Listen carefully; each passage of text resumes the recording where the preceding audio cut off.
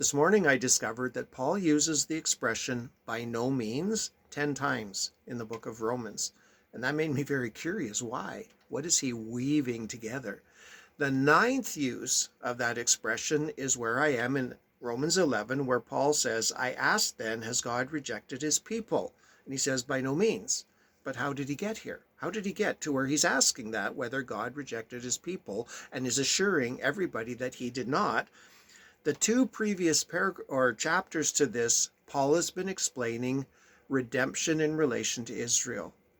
So then we consider how he has told us that he had great sorrow and unceasing anguish in his heart because they weren't saved.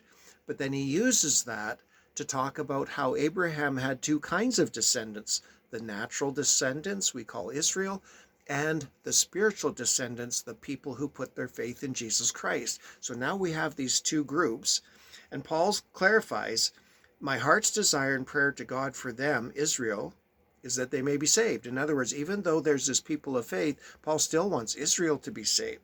So he clarifies that the reason that Israel was not saved is they were relying in their own efforts to be righteous instead of God's gift of righteousness given through the Messiah.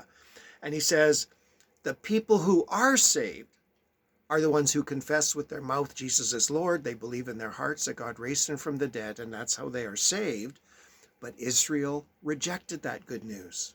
So that brings us to Paul saying, after he had witnessed Israel rejecting the gospel, has God rejected his people?